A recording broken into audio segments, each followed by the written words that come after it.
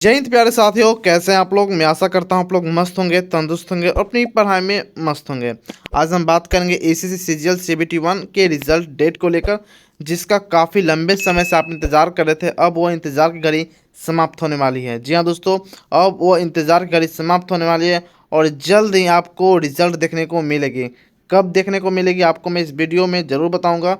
Cut off क्या रहने वाला है और कितने नंबर वाले बच्चे CBT2 के लिए तैयारी कर सकते हैं और कौन कौन से बच्चे CBT2 में सिलेक्ट किए जाएंगे। 1.5 लाख करीब बच्चों को सिलेक्ट किया जाना है CBT2 के लिए। कि आपका भी उसमें नाम होगा, आपको मैं इस वीडियो में ज़रूर बताने वाला हूँ। सबसे पहले जान लेते हैं इसके एग्ज़ाम डेट को लेकर। तो एग्ज़ाम 12 से 26 सितंबर के बीच में कंडक्ट कराया गया था, जो कुछ टेक्निकल फॉल्ट होने के कारण भी यह एग्ज़ाम 14 अक्टूबर को रीशेड्यूल कराया गया था, यानी कि री एग्ज़ाम 14 अक्टूबर को कराया गया था। जो इसका भी लेवल कहते हैं तो मॉडरेट टू हार्ड देखने को मिला है और अदरवाइज़ भी एग्ज़ाम लेवल आपका मॉडरेट टू हार्ड देखने को मिला है।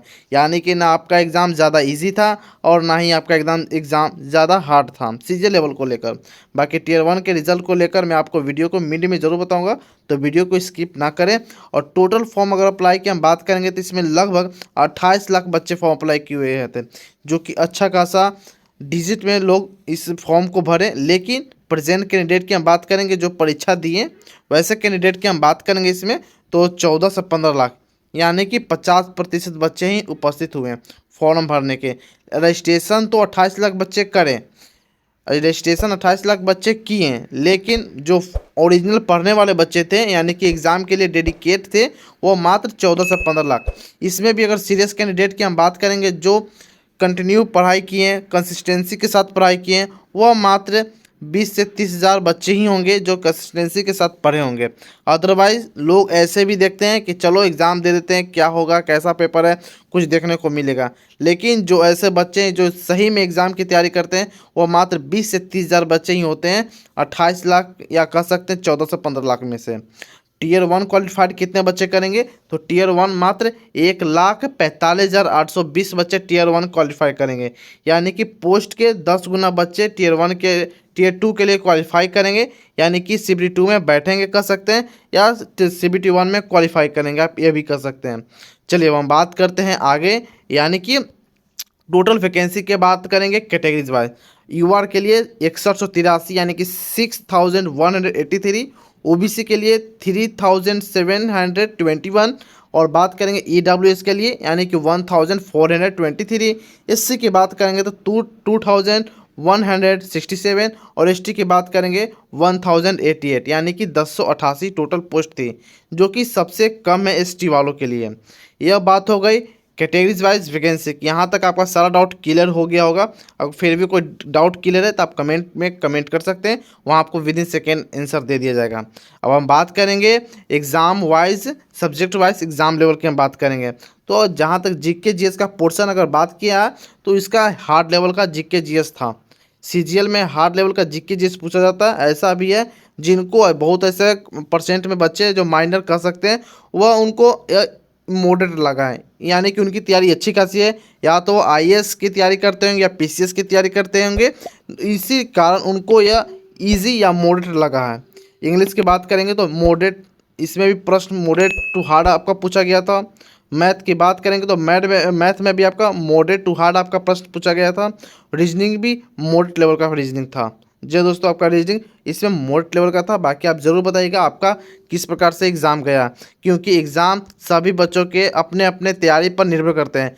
जैसी जिसकी तैयारी रहती है एग्ज़ाम आपको वैसे लगते हैं। अगर आपका तैयारी अच्छी है तो आपको सभी क्वेश्चन मॉडरेट लगेगी, इजी लगेगी। लेकिन जिनका तैयारी कुछ कम रहते हैं या वीक रहते हैं किसी सब्जेक्ट में, तो उनको लगता है कि मेरा एग्ज़ाम हार्ड है, मेरा शिफ्ट वाइज हार्ड है। लेकिन जो फाइनल डिसीजन लेता है वह विभाग ही लेगा दोस्तों।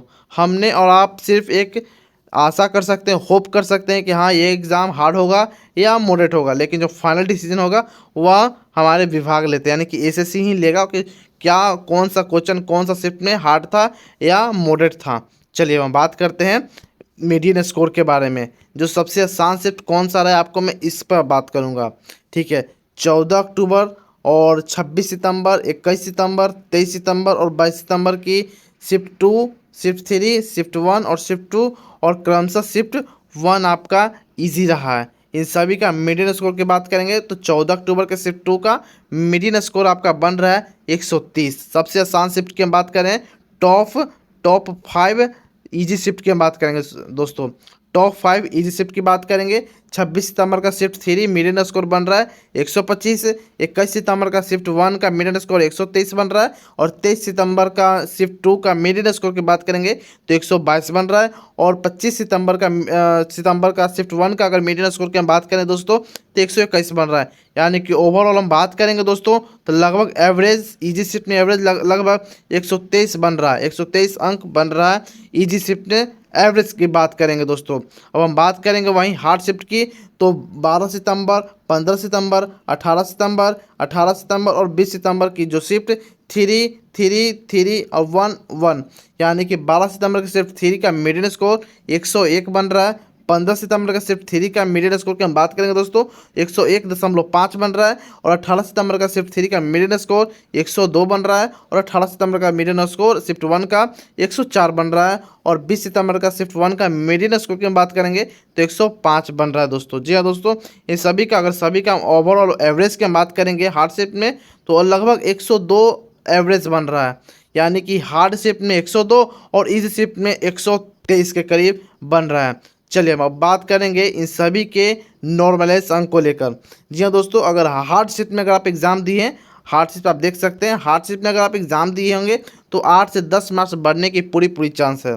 जी हाँ दोस्तों, अगर आप हार्ड शिफ्ट में एग्जाम दिए तो 8 से 10 नंबर बढ़ सकता है, नहीं कह सकते हैं 1 से 10 के बीच में कोई भी अंक आपका बढ़ सकता है। 9 नंबर भी बढ़ सकता है, 8 नंबर बढ़ सकता है। अगर बात करेंगे मॉडरेट को लेकर तो 1 से लेकर 8 के बीच में आपका बढ़ सकता है, यानी कि 7 नंबर बढ़ सकता है, 2 नंबर बढ़ सकता है, 6 नंबर बढ़ सकता है, 8 नंबर बढ़ सकता है, मॉडरेट लेवल वालों की बात करें। लेकिन अब बात करेंगे इजी शिफ्ट वालों के लिए, इजी शिफ्ट वालों के लिए तो इजी शिफ्ट में किसी भी प्रकार का नंबर बढ़ते नहीं है, बल्कि 1-2 नंबर घट जाते हैं। इन्हीं का 1-2 नंबर घटाकर मॉडरेट वालों के लिए और हार्ड शिफ्ट वालों के लिए बढ़ जाते हैं। इन्हीं का नंबर कटकर उनमें जुड़ जाते हैं ताकि सभी का जो इक्वल हो, नॉर्मलाइजेशन बराबर तरीके से नॉर्मल हो जाए। चलिए हम बात करेंगे अब कट ऑफ को लेकर दोस्तों। तो युवा के लिए 124 से 30 आपका सेफ स्कोर है। अगर इतने के करीब में आपका बन रहा है, इस सभी मैं रो स्कोर बता रहा हूँ दोस्तों, सभी रो स्कोर में की जानकारी दे रहा हूँ। 124 से 30 अगर आपका बन रहा है तो आप CBT 2 की तैयारी में लग सकते हैं दोस्तों। OBC की बात करें 120 से 24, EWS 113 से 20, और हम बात करेंगे SC वालों के लिए तो 104 से 10 के करीब, और ST की बात करेंगे तो 95 से 100 के करीब। अगर आपके बगल में यानी कि +-3-4 भी है, +-3-4 भी है तो आप CBT 2 की तैयारी में कर सकते हैं, क्योंकि नॉर्मलाइज होने के बाद आपका अंक जरूर बढ़ेगा, 110% बढ़ेगा, बशर्ते आपका एग्ज़ाम मॉडरेट या हार्ड लेवल में किया गया हो। यानी कि मॉडरेट और हार्ड लेवल का अगर आपका है तो आप नॉर्मलाइजेशन में अंक बढ़ने की पूरी चांस है। बाकी आप कमेंट में ज़रूर बताइएगा आपका स्कोर रो स्कोर कितना बन रहा है, आप किस कैटेगरी से एग्जाम दिए, और अपना शिफ्ट लिखना नहीं भूलिएगा दोस्तों। और बात करेंगे अगर हम इसके रिज़ल्ट डेट को लेकर दोस्तों, तो रिज़ल्ट डेट लगभग आपका दिसंबर 30 के करीब आपका रिज़ल्ट आने वाला है दोस्तों। यानी कि 30 दिसंबर तक आपका रिज़ल्ट जारी किया जा सकता है। 28 से 30 के करीब आपका जो रिज़ल्ट है CGL का जारी कर दिया जाएगा, और जल्द ही आपका CBT 2 के लिए अनाउंसमेंट भी देखने को मिलेगा, तुरंत ही अनाउंसमेंट भी देखने को मिलेगा। बाकी और भी इन्फॉर्मेटिव वीडियो के लिए आप हमारे चैनल को सब्सक्राइब कर सकते हैं, बेल आइकन दबा सकते हैं, क्योंकि CGL से जुड़ी कोई भी अगर जानकारी आती है तो सबसे पहले आपको इसी चैनल पर देखने को मिलेगी। तो